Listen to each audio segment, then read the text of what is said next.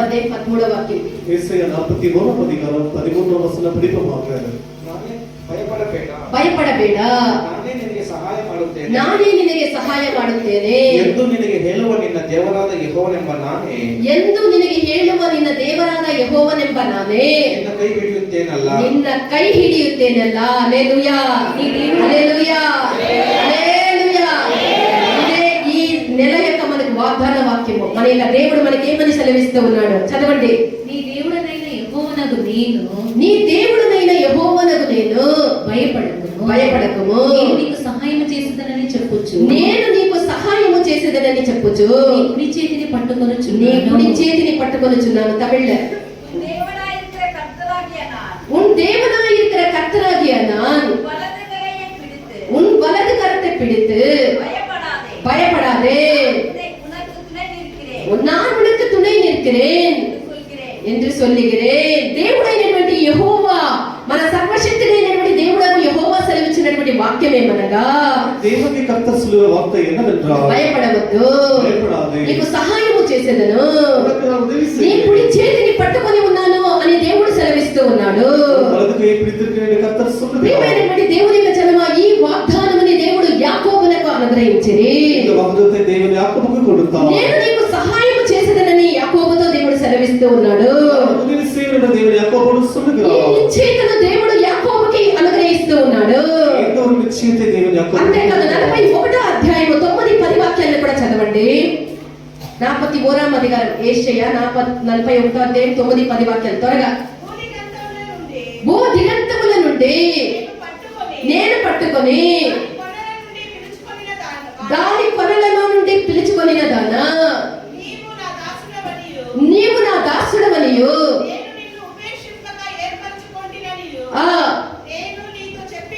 నీతో చెప్పి ఉన్నాను, నీకు తోడై ఉన్నాను, భయపడకుము, నేను నీ దేవుడనై ఉన్నాను, దిగులు పడకుము, నేను నిన్ను బలపరుతును, నీకు సహాయము చేయువాడును నేనే.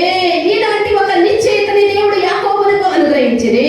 ఇప్పుడు నిశ్చయతే దేవుడు యాకోబుకు கொடுத்தார். అనుగ్రహించినటువంటి ఈ వాగ్దానాన్ని అనుగ్రహించినటువంటి దేవుడు యాకోబు యొక్క జీవితంలో యొక్క వాగ్దానాన్ని, ఆయన చెప్పిన కార్యాన్ని ఆయన నెరవేర్చిరి.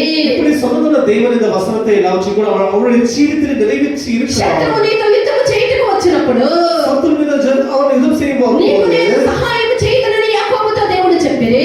அவனுக்கு உதவி செய்வதற்கு யாக்கோபு கர்த்தர் சொன்னார். ఇది యాకోబుతో చెప్పినటువంటి దేవుడు యాకోబు యొక్క జీవితంలో ఈ వాగ్దానాలన్నిటినీ నెరవేర్చిరి. యాకోబు సోదరుల వార్తలు ఎలా వచ్చి కూడా அவன் జీవితத்திலே கர்த்தர் நிறைவேற்றி இருக்கிறார். ఇదే వాగ్దానాన్ని దేవుడు మన జీవితంలో కూడా నెరవేర్చ ఆయన చిత్తము కలిగి ఉన్నారు. అదే వాగ్దానத்தை தேவன் நம்முடைய జీవితంలో నెరవేర్చ సిద్ధం கொண்டிருக்கிறார். ఒకవేళ ఈ కొత్త మాసములో ఈ కొత్త నెలలో చేరినటువంటి మనలో ఒకవేళ இந்த புதிய வருஷம் புதிய மாதத்திலே நுழைந்திருக்கிறோம், ఆత్మీయముగాను భౌతికముగాను శరీరకముగాను లోక ప్రకారముగా అనేక యుద్ధాలు, అనేక పోరాటాలు, అనేక సమస్యలు, అనేక చిక్కులు మనము ఈ నెలలో ఎదుర్కోవాల్సి వచ్చునేమో తెలియదు.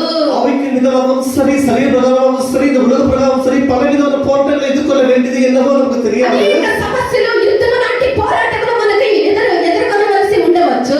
பல சிக்கல்கள், போராட்டங்கள், யுத்தங்கள் போல நமக்கு అయితే దేవుడు ఈ యొక్క నెల యొక్క ఆరంభములోనే ఈయన సెలవిచ్చినటువంటి వార్త ఏమనగా, தேவன் இந்த மாதத்தின் துவக்கத்தை தொடர்ந்து నువ్వు சொன்னார். భయపడవద్దు, நீ பயப்படாதே, నేను నీకు సహాయం చేయుదును.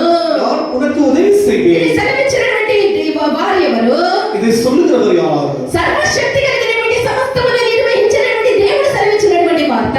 சர்வ வல்லமையுள்ள தேவன் சகலத்தை அவர் அமிதமாக ஆளுகிற தேவனாய் నీకు இருக்கிறார். యుద్ధములు, పోరాటములు, సమస్యలు, చిక్కులు ఎలాంటివై ఉండను, நமக்கு யுத்தங்கள், போராட்டங்கள், பிரச்சனைகள் எப்படிப்பட்டதா నువ్వు இருந்தாலும் భయపడవద్దు, நீ பயப்படாதே, నేను నీకు సహాయం చేసేదని దేవుడు సెలవిస్తూ ఉన్నాడు. நான் உனக்கு துணை நிற்கிறேன் என்று கர்த்தர் சொல்லுகிறார். దేవుని యొక్క వాక్యం సెలవిస్తూ ఉన్నది. మనుషుల యొక్క సహాయం వ్యర్థమని దేవుని యొక్క వాక్యం సెలవిస్తూ ఉన్నది.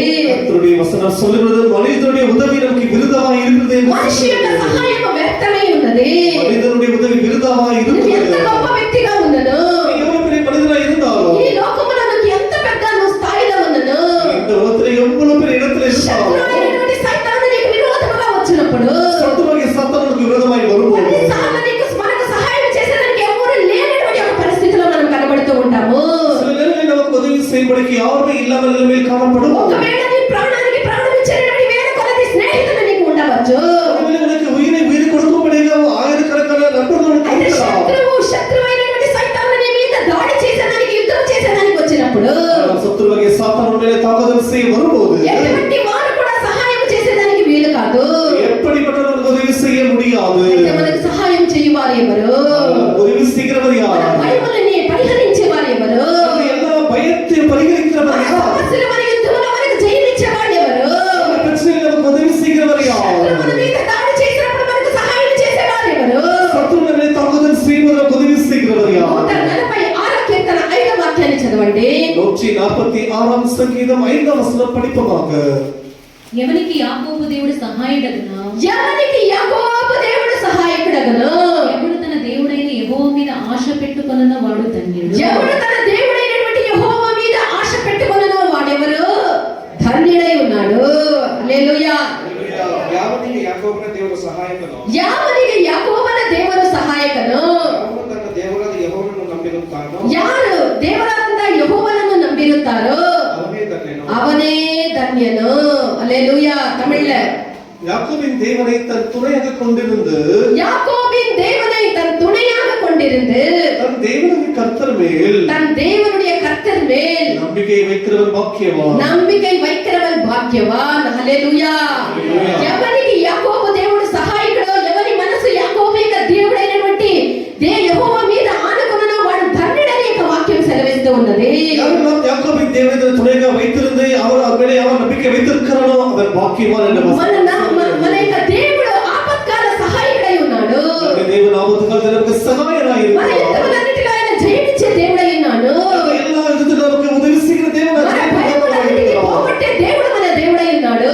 எல்லா பயத்தையும் புறமே தள்ளுகிற தேவனாய் శత్రువుల இருக்கிறார். మీద అకస్మాత్తుగా దాడి చేయనప్పుడు మనకు సహాయం చేయవారు మన యొక్క దేవుడై ఉన్నాడు. சத்துருல மேல திடீரென்று நம்மை தாக்குதல் செய்வதற்கு உதவி செய்கிற మన యొక్క தேவனாய் దేవుడు మనకు இருக்கிறார். సహాయం చేయవాలి అంటే మనమేమి చేయాలి? நம்முடைய தேவனுக்கு உதவி செய்ய வேண்டும் என்று சொன்னால் நாம் మనము మన యొక్క దృష్టిని కేవలము దేవుని మీద మాత్రమే ఉంచాలి. நம்முடைய நோக்கத்தை பார்வையெல்லாம் கர்த்தர் மீது மாத்திரமே வைக்க మనము வேண்டும். దేని మీద మన యొక్క దృష్టి ఉంచరాదు. நம்முடைய நோக்கத்தை எதிர் மீது வைக்க ఏ கூடாது. పరిస్థితిని మనము చూడరాదు. அதையும் நாம் பார்க்க கூடாது. మనకు అధైర్యము, భయమే కలుగుతుంది.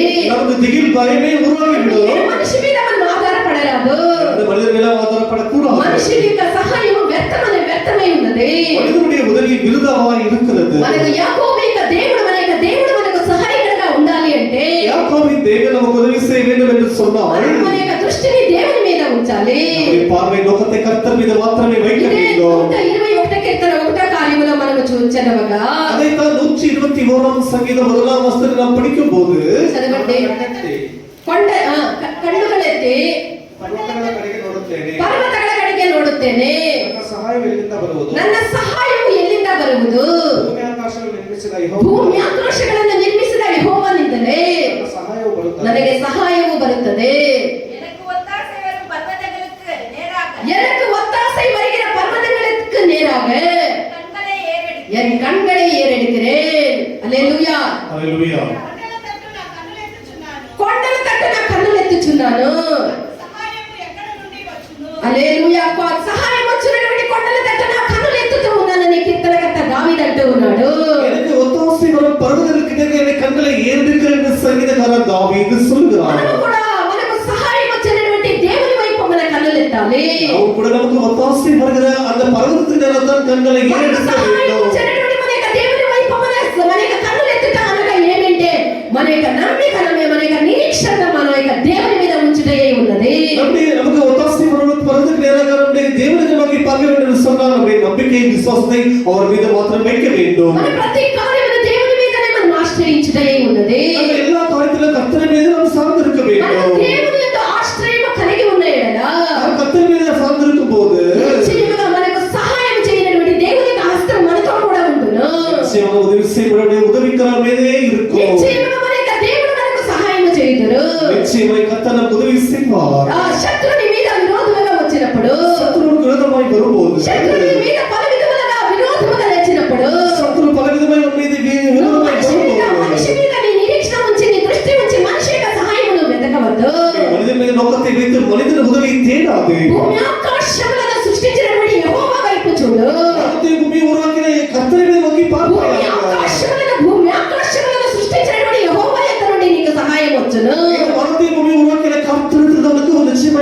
చేయగలరు. ఆయనే నీకు సహాయం చేయను. அவரே உனக்கு உதவி செய்வார். అంతేకాక அது மாத்திரமில்லை, మనం ఆయన ఎంతో ఆశ్రయం కలిగినప్పుడు அவரை அடிக்கொண்டு அவரை அடிக்கிறவன் இருக்கும்போது ఆయన ఎడల మనం శరణము కోరినప్పుడు அவருக்கு நாம் உதவி கேட்கும்போது ఆయన మనకు సహాయం చేయటం మాత్రమే కాక அவருக்கு உதவி செய்கிறது மாத்திரம் మన இல்லாமல் సమస్యలన్నిటినీ పరిష్కరించి எல்லா பிரச்சனைகளும் பரிகரித்து మనకి పూర్ణ శాంతిని పూర్ణ సమాధానమని ఆయన అనుగ్రహించే దేవుడై ఉంటారు. పరిపూర్ణ సమాధానத்தை கொடுக்கிறவராய் మనం ఇంకా ఎన్నటికీ సిగ్గుపడనివ్వకుండా చేసేటటువంటి దేవుడై మన యొక్క దేవుడు సహాయం చేయుతారు. இன்னும் எப்பொழுதுமே நம்ம வெட்கப்பட்டு போகாதபடி கர்த்தர் உதவி నా செய்வார். జనులు ఎన్నటికీ సిగ్గుపడనని మన యొక్క దేవుడు మన గురించి సెలవిచ్చుదురు. என்னுடைய ஜனங்கள் ஒருபோதும் வெட்கப்பட்டு போவதில்லை என்று கர்த்தருடைய வசனம் சொல்கிறது. యెషయా 23వ అధ్యాయం 26వ వాక్యాన్ని మనం చూడగా యెషయా 23వ అధ్యాయం 26వ వచనం படிக்கும்போது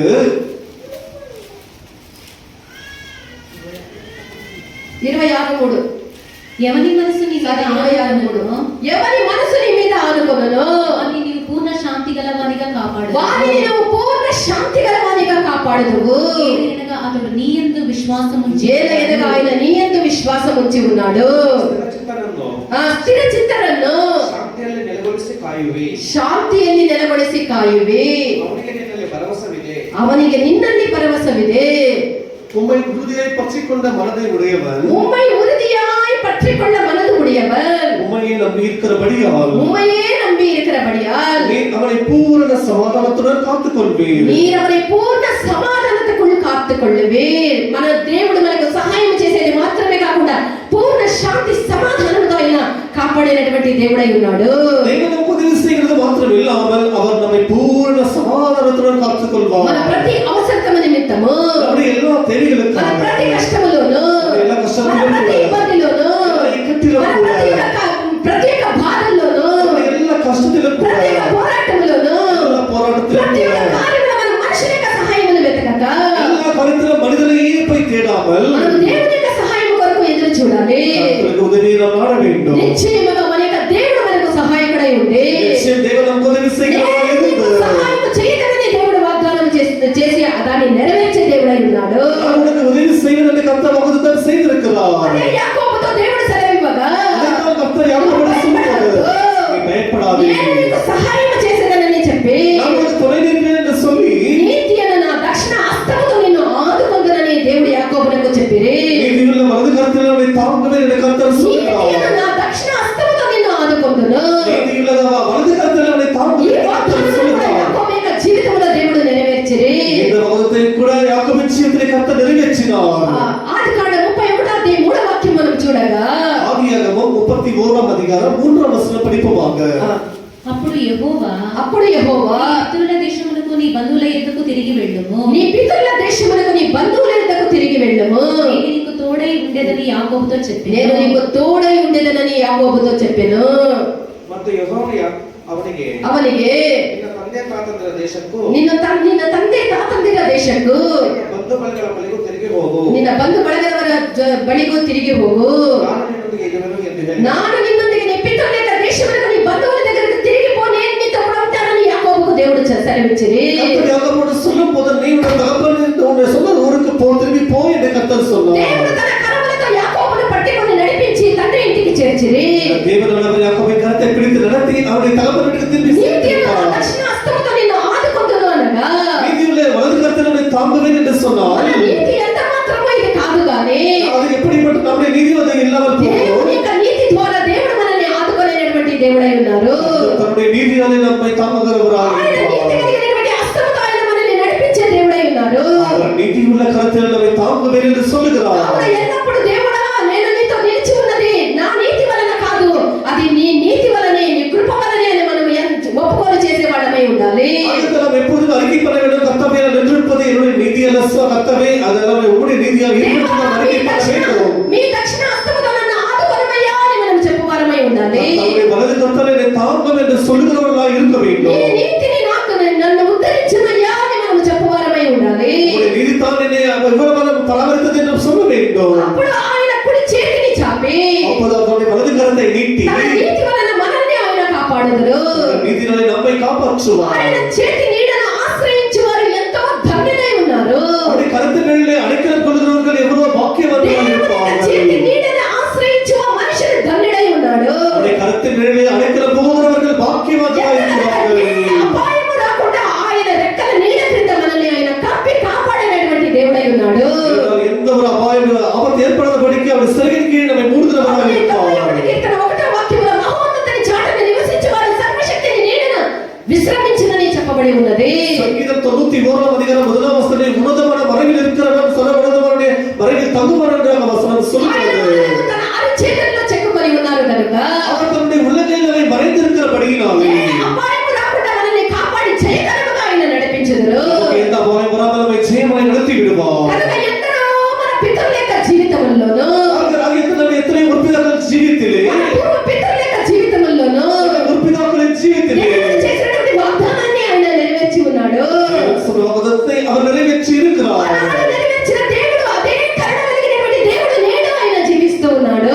அன்றைக்கு அது நிறைவேற்றின தெய்வம் அந்த இரக்கமுள்ள தெய்வம் இன்றைக்கும் ஜீவித்துக் கொண்டு தான் இருக்கிறார். నేడు నిరంతరము మార్పు లేనటువంటి దేవుడై ఉన్నాడు.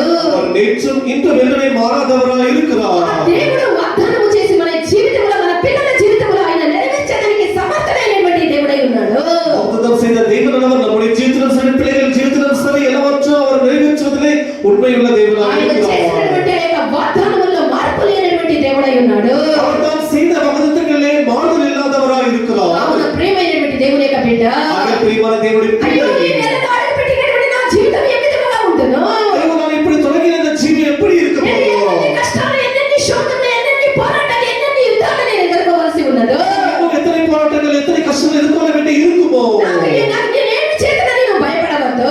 நான் என்ன செய்வதை பயப்படாதே. దేవుడు ఈ మాసం యొక్క మొదటి నెలలోనే, మొదటి దినములోనే, ఈ ఆరంభములోనే నువ్వు భయపడవద్దని సెలవిస్తూ ఉన్నాడు. இந்த 6ஆம் மாதம் 1ஆம் தேதி தோற்றத்தில் தானே கர்த்தர் சொல்லுகிறார், நீ பயப்படாதே என்று சொல்லுகிறார். నేను నీకు తోడై ఉన్నానని సెలవిస్తూ ఉన్నాడు. நான் இருக்கிறேன் என்று சொல்லுகிறார். నిశ్చయముతో ఏ కార్య నిమిత్తము నువ్వు జడియవద్దు. ஆகவே இந்த நிமித்தம் இந்த காரியத்தை நீ பயப்பட வேண்டாம், கலங்க வேண்டாம். ఏ కార్యముల గురించి నువ్వు భయపడవద్దు. இதை குறித்தும் கலங்க வேண்டாம். ఏ పోరాటమును చూసి నువ్వు దిగులు పడవద్దు. இந்த போராட்டத்தை பார்த்து நீ பயப்பட வேண்டாம். ప్రతి కార్యములకి, ప్రతి సందర్భములో, ప్రతి సమస్యలో నువ్వు దేవుని మీద ఆశ్రయమునందు దేవుణ్ణి నువ్వు ఆశ్రయించు. எல்லா காரியத்துக்கும் எல்லா பிரச்சனைக்கும் கர்த்தர் மேலே ஆதாரப்பட்டு இருப்பாயாக. నీ ప్రతి అవసరత దేవుడు అనుగ్రహించుదురో కావున నువ్వు ఆయననే నువ్వు ఆదుకొందువుగాక. உனக்கு தேவை எல்லாம் வச்சு கர்த்தரை சந்திப்பார், ஆகவே அவர் மேலே சார்ந்திருப்பாயாக. అనేక సహాయము దేవుని నుండి వచ్చును. உதவி கர்த்தரிடத்திலிருந்து வரும். దేవుని యొక్క చేతి నీడను నువ్వు ఆశ్రయించుదువుగాక. அவருடைய கருத்து நிழலிலே அடைக்கலம் புகுவாயாக. ధైర్యముగా ఈ దినము మొదలుకొని ఈ నెలంతా కూడా నా దేవుడు నాతో కూడా ఉన్నాడు. నా ప్రతి కార్యములో ఆయన యుద్ధంలో, నా పోరాటంలో విజయమిచ్చి నా ప్రతి అవసరతని తీర్చి నడిపించే దేవుడు ఉన్నాడని నువ్వు దేవుడితో కూడా ముందడుగు వేయదువుగాక. ஆகவே இந்த நாள் முதல் கர்த்தர் என்னோடு இருப்பார், நிச்சயம் என்னுடைய தேவைகள் எல்லா பிரச்சனைகளையும் அவர் சந்திப்பார் என்று நீ தைரியமாய் இருப்பாயாக. నువ్వు ఆ విధముగా నువ్వు తీర్మానం చేసి దేవుడితో నడిచేదానికి నువ్వు తీర్మానం చేసినాడనా? நீ அப்படியே தீர்மானம் எடுத்துக்கொண்டு கர்த்தரோடு நடக்கும் போது ఈ ఆరంభము నుండి ఈ నెల అంతము వరకు దేవుడు నిన్ను జయకరముగా మార్చి నీ ప్రతి అవసరతని క్రీస్తునందు సంపూర్తిగా అనుగ్రహించి నీకు తోడై ఉండి నీకు సహాయం చేసి నీతిని తన దక్షిణ హస్తంతో నిన్ను ఆదుకొని ఆయన నడిపించేదానికి నమ్మకస్తుడై ఉన్నాడు. మనం అప్పగించదువుగాక. இந்த மாதத்தின் துவக்கத்தை முதற்கொண்டு அந்த மாதத்தின் கடைசி வரைக்கும் கூட கர்த்தர் தன்னுடைய வலது கரத்தை நீட்டி உனக்கு உதவி செய்து ஒரு துணையாக இருந்து எல்லாவற்றையும் அவர் சந்தித்து எல்லாவற்றையும் உனக்கு ஜெயமாய் மாற்றி మన தருவார். దృష్టిని దేవుని మీద ఉంచుదముగాక. நம்முடைய இந்த பார்வை கர்த்தர் மீது வைப்போமாக. సమర్పించదముగాక. ஒப்பு கொடுப்போமாக. హల్లెలూయా.